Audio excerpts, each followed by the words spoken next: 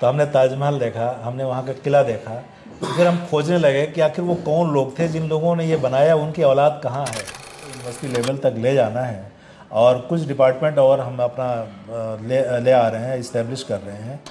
आने वाले 10 साल में मोहम्मद हसन यूनिवर्सिटी हम लोग बना लेंगे, ये उम्मीद है। साथ बातचीत करने के लिए मौजूद हैं Mohammad Hasan group of colleges के चेयरमैन डॉक्टर अब्दुल कादिर ख़ान साहब, जिनसे हम तालीम के मौजू पर बातचीत करेंगे।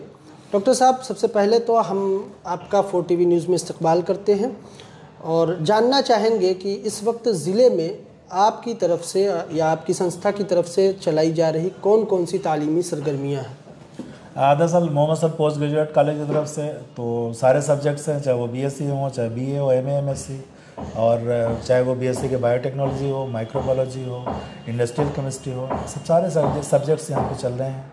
और उसके अलावा BCA से लेके BBA और BA BSc B.Ed BTC, और अगर इंटर कॉलेज की बात की जाए मोहम्मद हसन इंटर कॉलेज तो है ही है। उसके अलावा डेलेंस स्कूल हमारा है जो CBSE की तालीम दे रहा है। इसके अलावा हमारे ITI हैं, ITI में भी बच्चे पढ़ के वो अपने पैर पर खड़े होते हैं, वहाँ फिटर और इलेक्ट्रिशियन से करके वो निकलते हैं कोर्स, और फिर वो अपने पैर पर खड़े होते हैं, अच्छा मुस्तकबिल पाते हैं। ये कोशिश है कि आगे हम लोग और कुछ कर सकें। डॉक्टर साहब, जिस कौम ने मूसा अल ख़वारिज़मी और इब्न सीना जैसे विद्वानों को जन्म दिया हो, उस कौम की पिछले 200 सालों में जो तालीमी पसमानदगी देखने को मिल रही है, उसके पीछे आप सबसे बड़ी वजह क्या देखते हैं? सबसे बड़ी वजह यही है कि मुसलमानों के अंदर, ख़ासकर इस तबके के अंदर जो पस्ती आई वो क्यों आई। कभी कभी हम गौर करते हैं इस पर, आपसे डिटेल बात करें, हो सकता है कुछ लोगों को अच्छा ना लगे। इसके लिए वो तबका ज़िम्मेदार है जो हुक्मरानी करता था, जो बादशाहत करता था, जो ज़मींदारी करता था, जो नवाब साहब लोग होते थे, नवाबीन थे, वो ख़ास कर हम तो उन्हीं को ज़िम्मेदार मानते हैं। क्योंकि इतने ऐश परस्ती में ये कौम आ गई थी, उसे तो ज़वाल पर जाना ही था। उस वक्त जबकि यूरोप के लोग नए नए चीज़ें खोज रहे थे, नई नई चीज़ें ला रहे थे, वो चाहे स्टीम इंजन का दौर हो, चाहे वो आयल एज का दौर हो, और लेकिन यहाँ की जो मुस्लिम तबका था या मुस्लिम हुक्मरानों का जो एरिया है, चाहे वो कहीं भी आप देखिए, वो क्या कर रहा था, वो सिर्फ ज़मींदारी कर रहा था, बादशाहत कर रहा था, अपने शौक़ बादशाहत को पूरा कर रहा था। तो इसलिए हम ये कहते हैं कि इन्हीं की वजह से ऐसा हुआ है कि ये कौम हमारी आज पीछे हुई। जैसा कि हमें पता चला कि आपकी तरफ से तालीम पर बड़े ही कंसेशन बच्चों को दिए जाते हैं। मौजूदा वक्त की अगर बात करें तो मुसलमानों में जो ज़कात निकलती है, वो ज़कात की एक बड़ी रकम सिर्फ मदरसों के पास जाती है, जबकि दिल्ली में एक ज़कात फाउंडेशन के नाम पर बाकायदा UPSC और सिविल सर्विसेज के इम्तिहान की तैयारी के लिए कोचिंग संस्थान मौजूद हैं। क्या इस तरह के कोचिंग संस्थान की जौनपुर में खुलने की कोई संभावना देखी जा सकती है? ज़कात से ही क्यों, यहाँ के लोग ऐसे हैं कि वो अपने पैसों से ही खोल सकते हैं। ज़कात तो गरीबों की मदद के लिए है, ठीक है, वो अच्छी बात है कि अच्छे गरीबों के एजुकेशन के लिए भी उसे हम लगा सकते हैं, लेकिन ख़ासकर यहाँ के लोगों के अंदर ये चीज़ें आनी चाहिए और हम सब लोग मिल के अच्छे स्कूल कॉलेजेस जहाँ पर इस्टेब्लिश करें, ये कोशिश होनी चाहिए। अगर हम बात करें जौनपुर की, तो जौनपुर हमेशा से ही इल्म और अदब का एक गहवारा रहा है।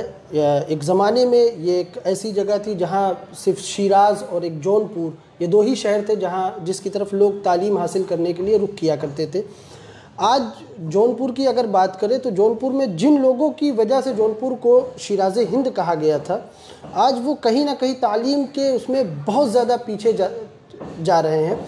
और देखा जा रहा है कि हमारी कौम के जो बच्चे हैं वो गेम्स में, वीडियो गेम्स में या फिर ऐसे कामों में मशगूल हैं जिनका कोई फ़ायदा नहीं है। तो इन चीज़ों से बचने के लिए आप क्या कहेंगे? आपने अच्छा सवाल किया है। एक बार हम आगरा गए थे, थोड़ा सा वक्त बढ़ जाएगा आपका, तो हमने ताजमहल देखा, हमने वहाँ का किला देखा। तो फिर हम खोजने लगे कि आखिर वो कौन लोग थे जिन लोगों ने ये बनाया, उनकी औलाद कहाँ है। तो हमने जब देखा वहाँ के ताजगंज एरिया में जाके मुसलमानों को और एरिया में जाके देखा, तो मुझे बड़ी हसरत हुई ये देख के कि क्या इन्हीं के बाप दादाओं ने ये सब चीज़ें बनाई हैं। उसी तरीके से आज हम जौनपुर के लोगों को भी देखते हैं तो सिराज हिंद जब वो कहा जाता है तो हमको लगता है कि आखिर वो कहाँ गए, वो लोग कहाँ, कैसे लोग थे जो आज नहीं हैं। आखिर कुछ तो कम से कम सीखना चाहिए था इस कौम को अपने उस हिस्ट्री से, अपने उन लोगों से, अपने पहले के लोगों से, कि आज उनके अंदर भी कम से कम शौक़ तो होता, शौक़ ज़ौक़ बाकी तो रहता, तो दिखाई नहीं पड़ता। लेकिन ऐसा नहीं है, आगे आने वाले दिनों में हमें लगता है कि बहुत ठेस लग चुकी है और आगे आने वाले दिनों में ये कौम आगे बढ़ेगी, बेदार होगी, ये उम्मीद है। तालीमी मैदान में मोहम्मद हसन कॉलेज का मुस्तकबिल कैसा हो सकता है, यानी क्या तरक्कियात हो सकती हैं आगे के ज़माने में? मोहम्मद हसन कॉलेज आगे के लिए देखिए, सबसे बड़ी चीज़ ये है कि हमें अपने कॉलेज को यूनिवर्सिटी लेवल तक ले जाना है और कुछ डिपार्टमेंट और हम अपना ले आ रहे हैं, इस्टेब्लिश कर रहे हैं। हमें लॉ कॉलेज अपना बना रहे हैं इस साल, इंशाल्लाह वो जल्दी ही चलेगा। उसके अलावा फिर हमें कुछ और एग्रीकल्चर के फील्ड में भी काम करना है, तो हमें उम्मीद है कि आने वाले 10 साल में मोहम्मद हसन यूनिवर्सिटी हम लोग बना लेंगे, ये उम्मीद है, ये हम लोगों को कोशिश है कि ये कोशिश पूरी हो। ये थे डॉक्टर अब्दुल कादिर ख़ान साहब जो हमसे बातचीत कर रहे थे। उनका साफ तौर पर कहना है कि मोहम्मद हसन कॉलेज जो पिछले कई सालों से जौनपुर में तालीम का एक ब्रांड बनता जा रहा है, आने वाले ज़माने में उनकी ये कोशिश होगी कि वह इस कॉलेज को यूनिवर्सिटी के लेवल तक ले जा सकें। जौनपुर से 4TV न्यूज़ के लिए इम्तियाज़ नदवी की रिपोर्ट।